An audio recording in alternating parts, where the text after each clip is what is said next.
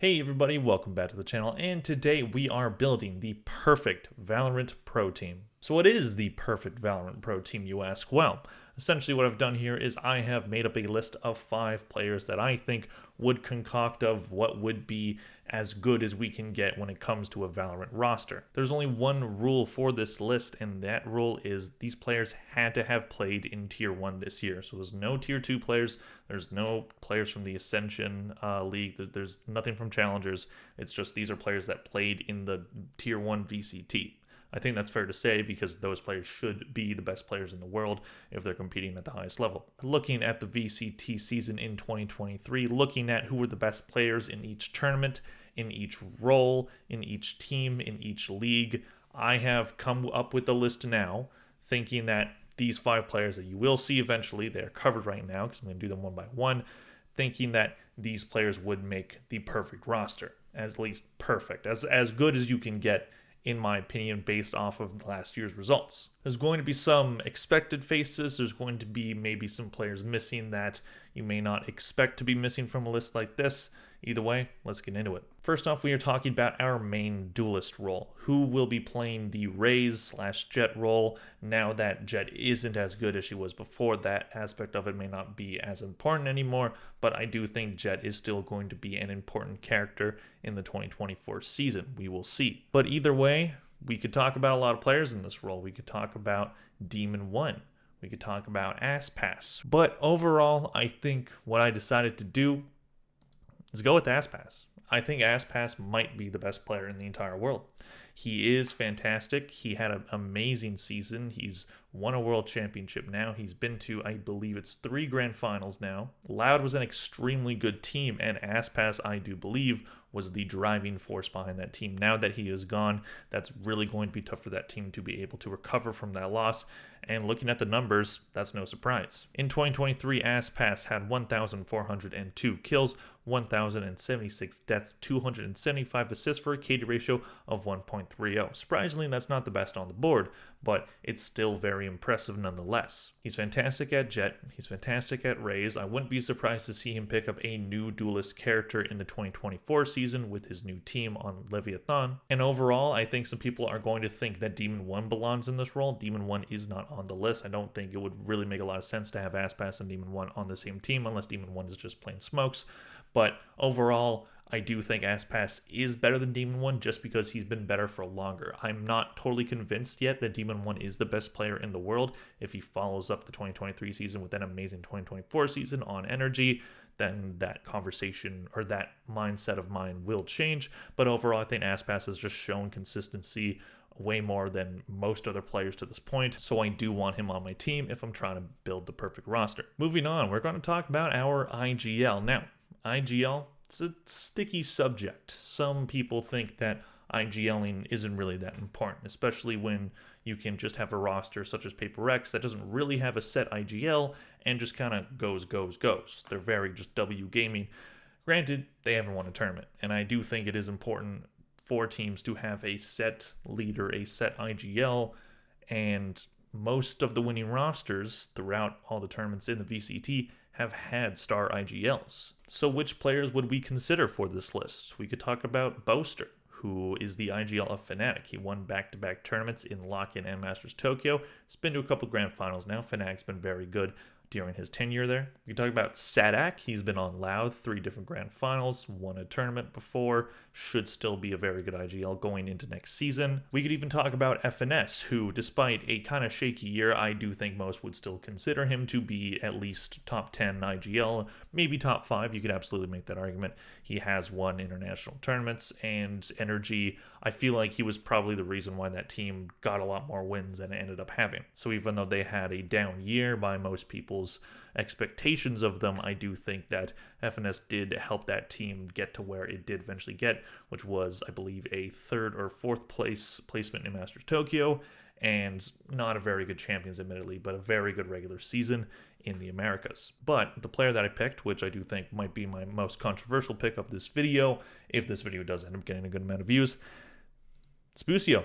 IGL, Busio, absolutely. Busio proved last year on Evil Geniuses that he is a top IGL in the world. He gets a lot of kills, as we can see from his stats. during the 2023 season. He had 1,487 kills, 1,186 deaths, 364 assists for a KD ratio of 1.25. And the reason why I chose him over the likes of Boaster and Sadak is because of those stats right there. Obviously, you don't always look to your IGL for a lot of kills, but if you can get them, Boostio can provide them. He's a great energy player. He's able to be a really good leader for that Evil Geniuses roster. Hopefully, he takes that into probably 100 Thieves, and I think he absolutely can follow up his great season with another good one.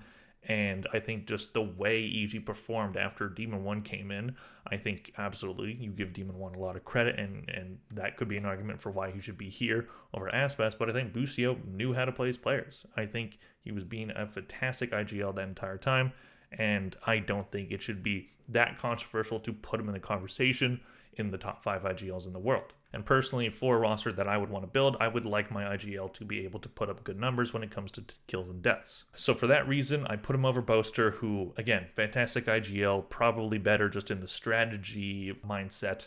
Did beat Boostio as well in Masters Tokyo, but Boaster does not get a lot of kills, neither does Sadak, neither does FNS, and again, that's not the only thing that you should look for in an IGL, but it's nice to have. And I think Boostio is also a very flexible player. Mainly, he played Killjoy last year, but he could also play Smokes. He's been capable of doing that. He was capable of doing that last year.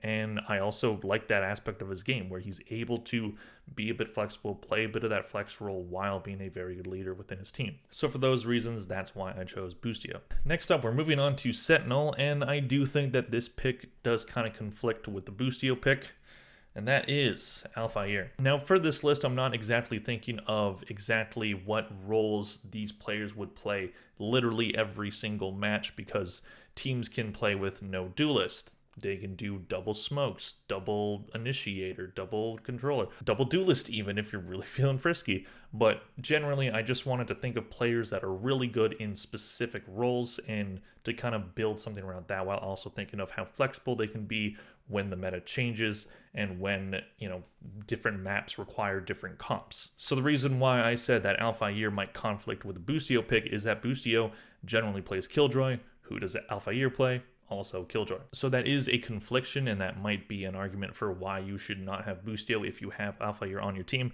But at the same time, it's hard to not find a confliction within a roster. There's always going to be players that play like the same kind of role. It's just how well will it mesh, how flexible are these players. And as I said, I do think Boostio is flexible enough to, if he can't be the main Killjoy player, he can play Smokes. He's very good on Smokes.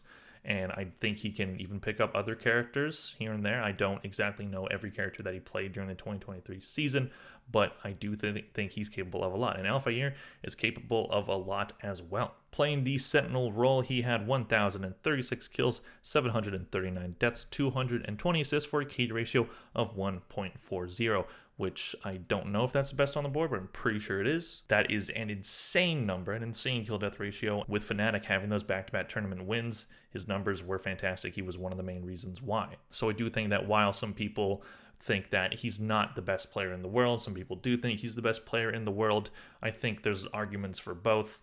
I do think Alphair should be on a team that would be considered a perfect Valorant roster. So you can have Alphair on that Killjoy or on whatever main Sentinel is being played. Boostio can maybe play a different role, and maybe if Alphair wants to switch off of a Sentinel role, Boostio can step in, play that Killjoy, play that Sentinel role pretty well.